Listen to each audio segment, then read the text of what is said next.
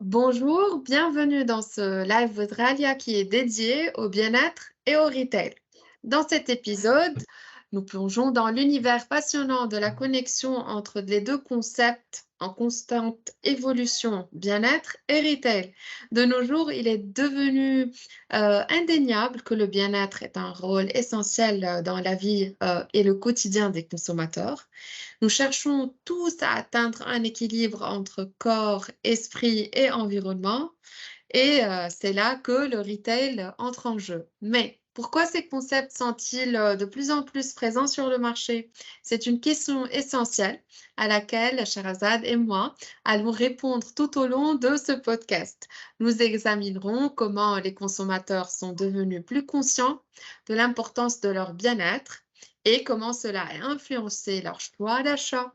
Et nous allons découvrir également comment les détaillants ont répondu à cette demande croissante en proposant des expériences shopping axées sur le bien-être, des produits durables, des innovations technologiques ou peut-être au service du mieux-être du consommateur. Donc allons-y, préparons-nous à être inspirés, éclairés et encouragés à adopter une approche holistique de notre bien-être tout en naviguant le monde passionnant du retail. Bonjour Sherazade. Merci Bonjour, merci d'avoir beaucoup pour cette accepté présentation. vraiment avec grand plaisir. C'est que le Je concept trouve m'a que intriguée. tu es la meilleure ambassadrice par ton sourire sur le bien-être. On t'embauche. Merci, merci. Et donc, raconte-moi tout. C'est quoi ce concept de Mall S? Et tout d'abord, bien sûr, qui es-tu et comment tu as initié ce concept-là? Donc, merci à nouveau pour l'invitation. Donc, je suis chez Errata de Renou. J'ai eu un parcours qui était pas du tout dans le bien-être au début. J'ai eu une formation 100% marketing en passant par l'université. Par la suite, j'ai travaillé dans de grands groupes, toujours dans le marketing, en commençant par une expérience en distribution cinématographique. Et après, j'ai vécu une super expérience pendant 11 ans chez un opérateur de jeux, donc rien à voir avec le bien-être. Mais j'ai toujours travaillé un peu sur toutes ces stratégies marketing communication qui permettaient de comprendre un peu la digitalisation, la problématique aussi que peuvent rencontrer certains points de vente sur la partie retail. Et puis, c'est aussi ce désengagement des personnes à ne plus aller dans des points de vente pour effectuer leurs achats, mais passer par la partie web, qui est une vraie problématique en ce moment, sur laquelle voilà, faut aussi être assez assidu et vigilant. Mais d'un point de vue totalement personnel, j'ai toujours aimé en tout cas, tout ce qui était en rapport avec le bien-être. Je suis une grande sportive, j'ai couru un marathon cette année, je fais du yoga. Le bien-être au travail, pour moi, c'est quelque chose d'essentiel. Donc, c'est des choses qui sont très, très importantes. Tout ce qui est en rapport avec les réseaux sociaux aussi. Donc, voilà. Donc, c'est un peu ce mélange qui m'a donné aussi envie de créer quelque chose qui est en rapport avec ma vision. Et puis, pour moi, il y a une chose qui est très, très importante aussi, c'est la découverte du monde, les voyages, voir ce qui se passe ailleurs, comprendre les autres cultures, comprendre aussi les autres routines. Et c'est lors d'un voyage à New York où j'avais découvert en fait ces nouveaux concept stores qui étaient dédiés au bien-être, où on proposait dans un seul shop à la fois des produits de bien-être qui étaient à base de chanvre, de CBD, du yoga, de la méditation et puis un petit panté. Et je me suis dit, c'est des choses qui sont très, très importantes en fait. Parce qu'aujourd'hui, on va couper un peu de ce chaos urbain, tout ce stress pour aller se réfugier dans un espace totalement aseptisé de stress. Et c'est là où m'a donné envie de créer ce concept MOLS, qui ne s'est pas fait tout seul d'ailleurs, parce que je ne suis pas toute seule dessus. Voilà. Et donc, on pourra, si tu veux, après parler de la structure business. Mais tout d'abord, quand tu dis New York et ensuite Paris, est-ce que tu étais dans la mesure d'aller transposer un concept plutôt nord-américain en France? Est-ce que tu as découvert qu'il y avait un gap dans le marché français que tu as voulu en fait remplir avec la présentation de ce type de concept? Effectivement, il y avait aussi cette envie de toucher un peu à, quand je dis ce rêve américain, c'est-à-dire qu'on sait très très bien que nos tendances françaises ont une grande influence américaine quelques années après. On avait eu la mode avec les food trucks, on avait eu toutes ces choses-là aussi. Il y avait aussi ce besoin aussi de se dire qu'il y avait une tendance aussi à prendre, qui était en rapport aussi avec mes personnalités. Lorsque je dis j'ai eu la chance de beaucoup voyager, c'est effectivement aujourd'hui la pièce du bien-être en France, elle est un peu, on la trouve vraiment lorsqu'on fait référence à des centres d'esthétique, par exemple, ou alors des centres de yoga, mais on ne va pas avoir un espèce de chose au fait qui est un peu entre les deux. Donc c'est vrai que voilà, c'était beaucoup plus une nouvelle philosophie de vie qu'on essaye aussi de mettre en place, et c'est pas facile, ça c'est sûr, mais voilà, c'est quelque chose aussi de surfer à la fois sur un besoin qui est totalement essentiel aujourd'hui, une tendance qui est à prendre aussi, et aussi offrir ce qu'on a envie d'offrir aujourd'hui, parce que c'est aussi une passion pour nous aussi de proposer ces choses-là aussi.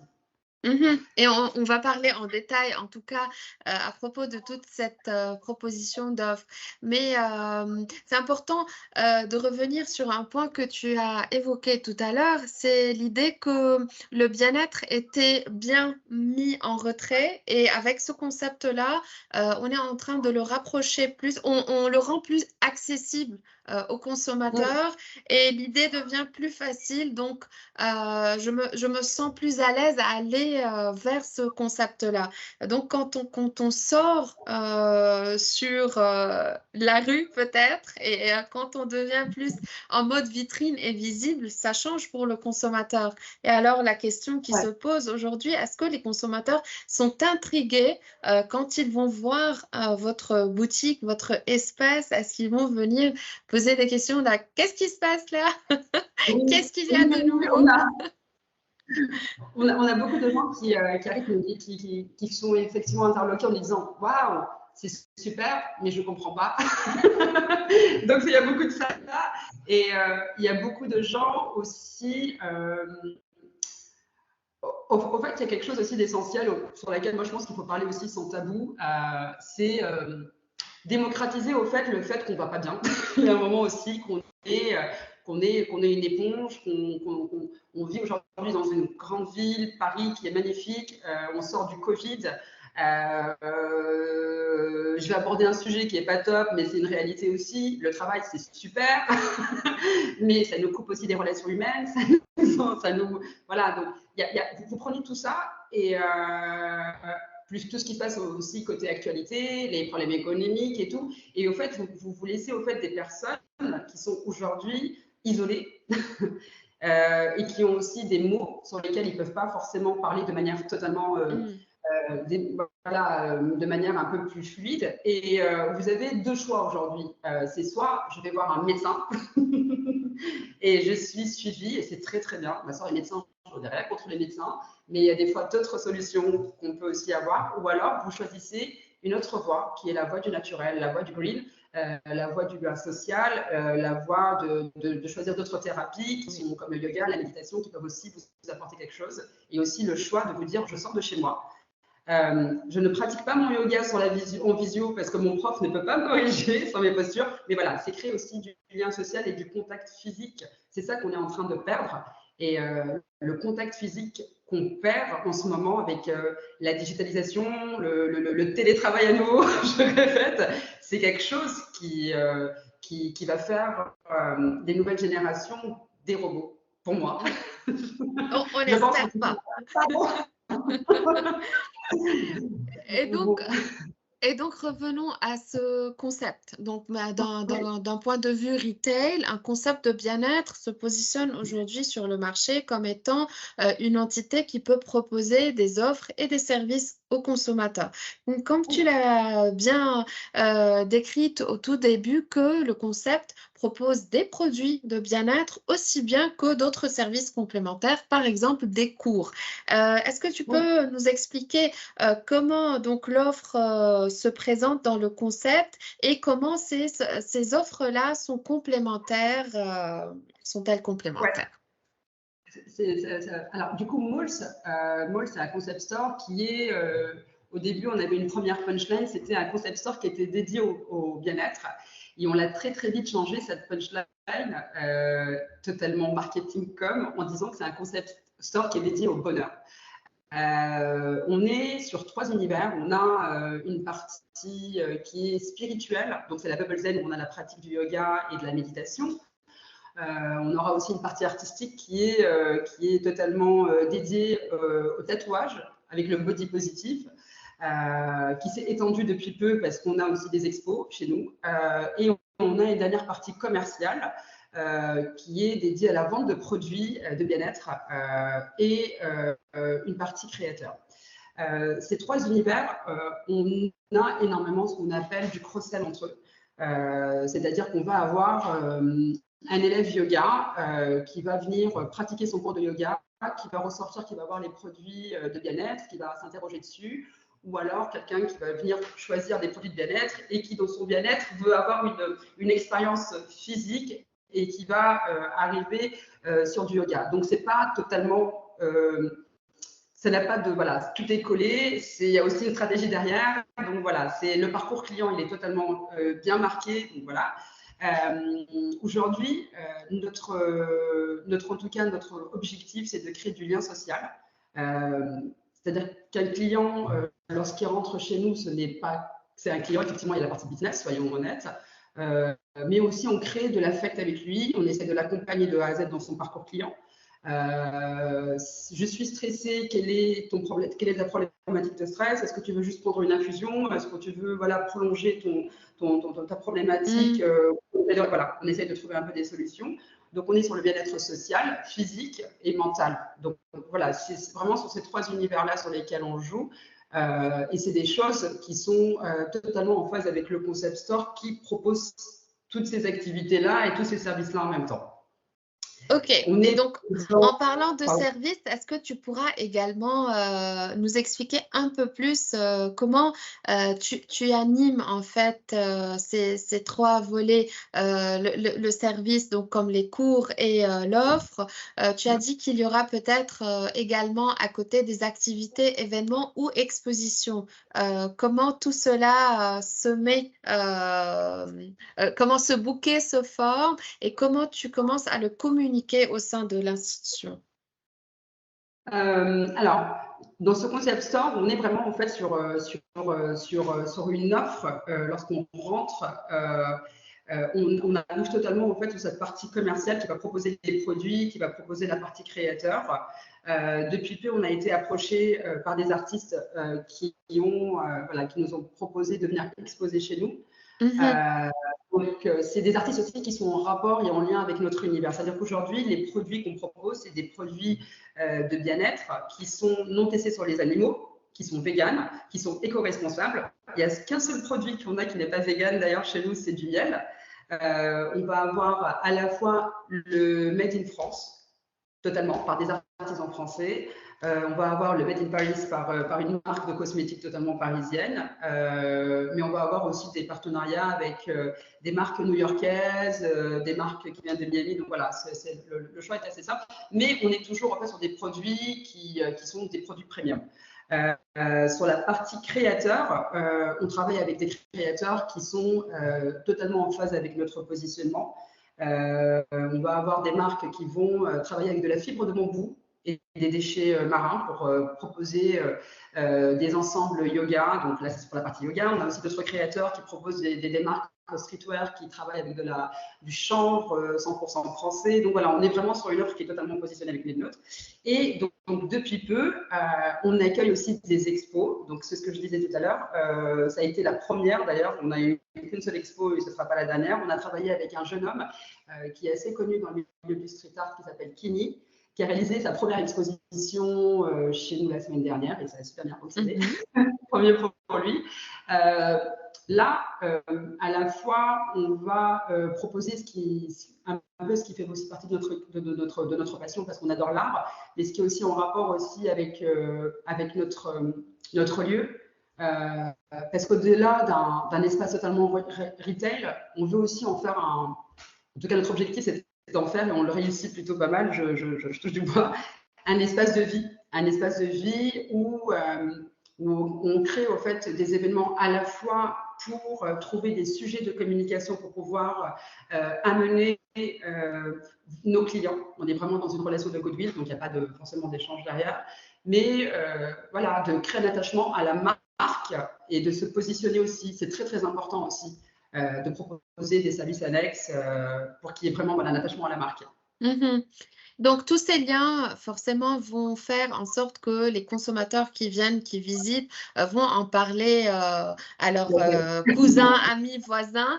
Et ça va faire tout cet effet bouche à oreille. Mais Ouais. est-ce que vous allez également promouvoir le concept sur les réseaux sociaux? Est-ce que vous avez créé également on va pas toujours utiliser le mot stratégie, mais une façon de communiquer sur les réseaux et comment vous le faites? Alors, nos systèmes de communication sont multiples, vastes et compliqués. Je vais commencer par le dernier mot, Compliqué. qui est totalement réel, mais qui, je rigole un peu, mais c'est pas grave. Compliqué. Compliqué parce qu'aujourd'hui, on a créé un Instagram qui est relié à un compte Facebook qui a été associé directement au terme CBD.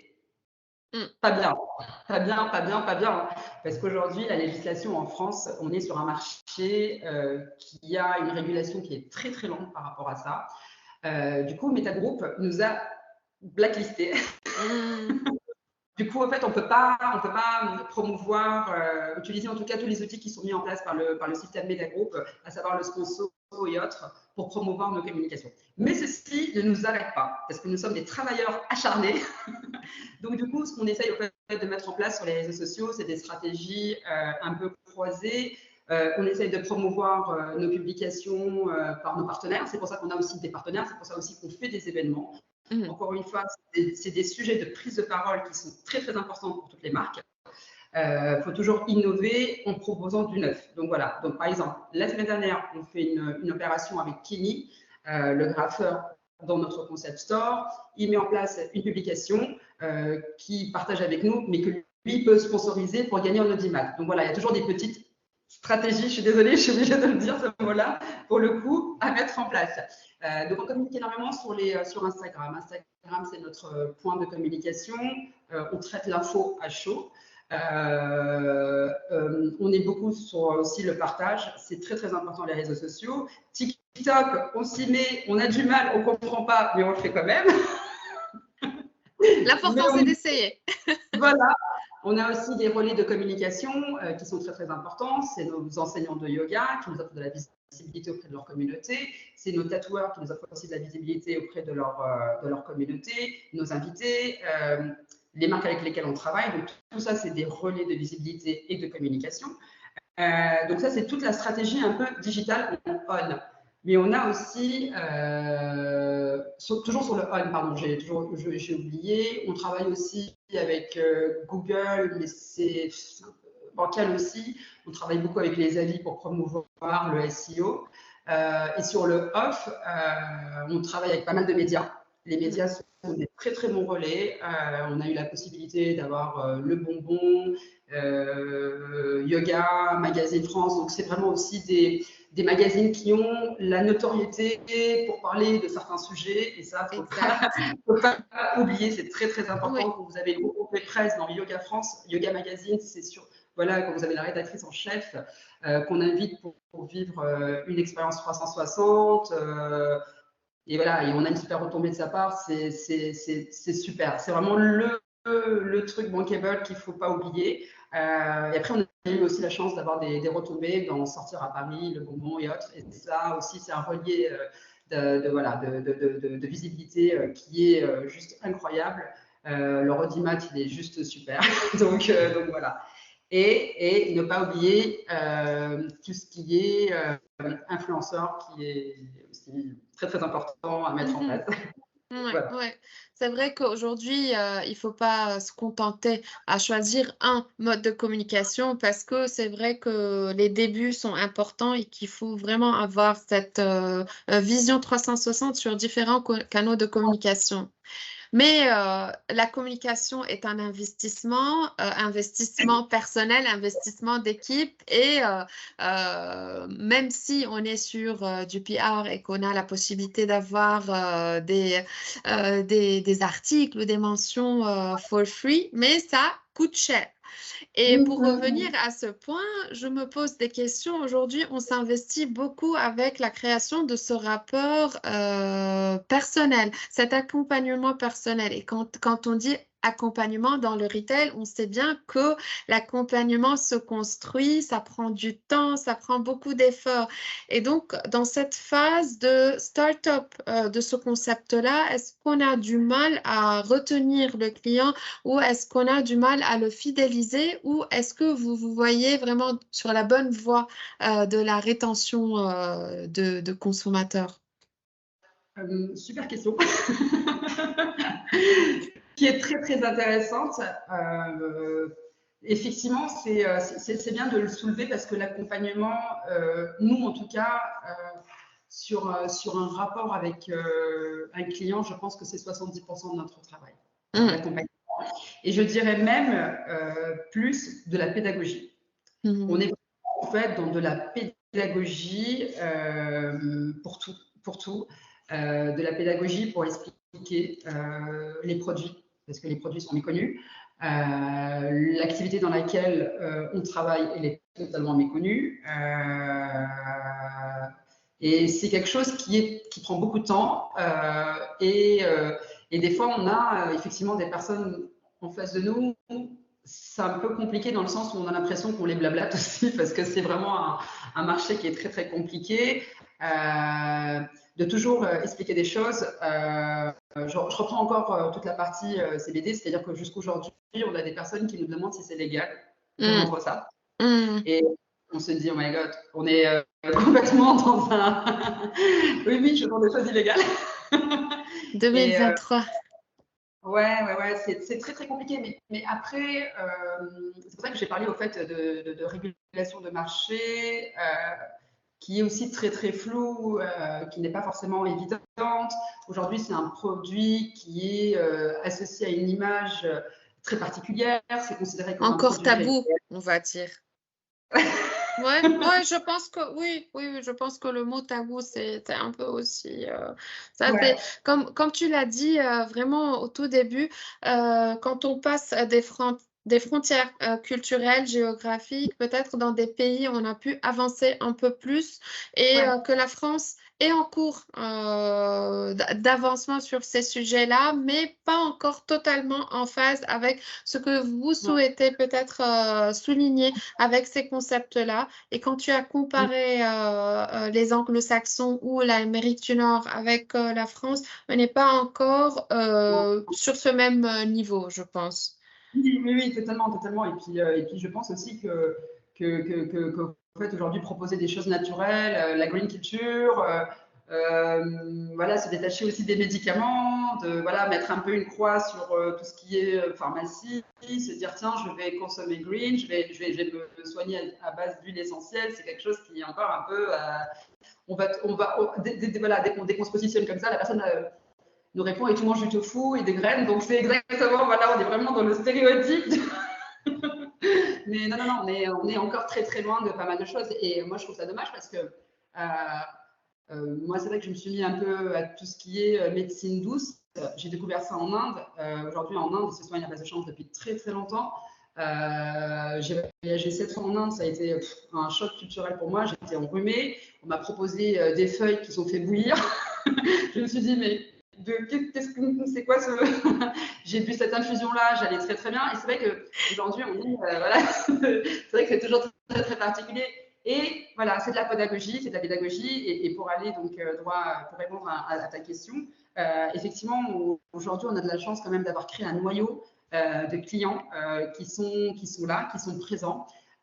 Qui sont fidèles et merci pour eux parce qu'on s'apporte beaucoup, parce qu'on se voit Mm, pendant mm, les lectures, parce voilà, je pense que le contact humain, c'est tout ce qu'il y a de plus beau et de riche parce qu'on apprend et c'est comme ça qu'on évolue, en tout cas, et qu'on grandit. C'est à travers eux qu'on grandit et c'est à travers eux qu'on améliore aussi certaines choses.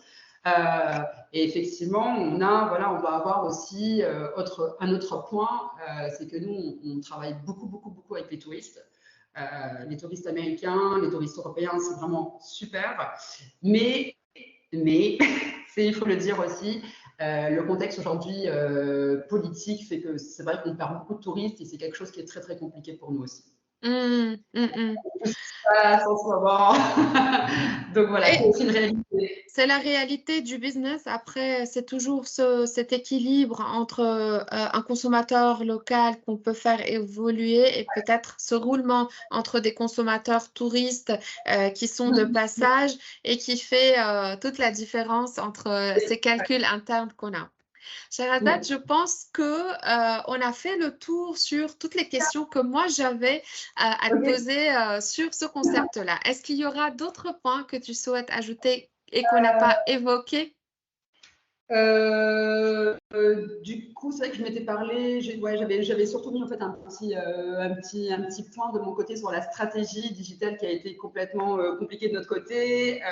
J'avais forcément, voilà, j'avais fait des. Non, je pense que de mon côté tout est dit, c'est super. On a fait le tour. Mais là, discrètement. Je suis pas un peu discrète, mais non, nickel. De mon côté tout est top. On attend juste, voilà, ta présence avec nous.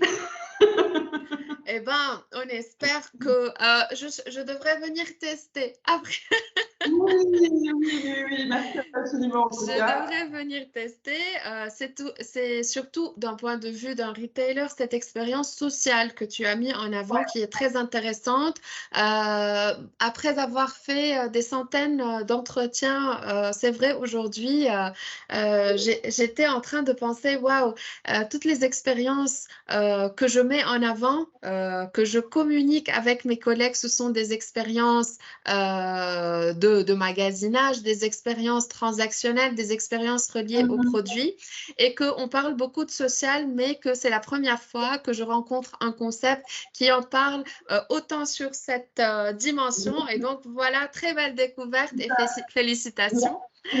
J'ai juste peut-être oublié un petit point, je me souviens là justement en parlant de retail, c'est qu'effectivement nous en fait notre stratégie elle est totalement basée sur le off aujourd'hui avec le concept store physique, mais qu'on n'oublie pas en tout cas la présence du on qui doit être très très importante pour nous aussi dans le business, notamment sur la partie e-commerce. C'est-à-dire qu'aujourd'hui on a un site transactionnel qui est aussi le relais de nos produits.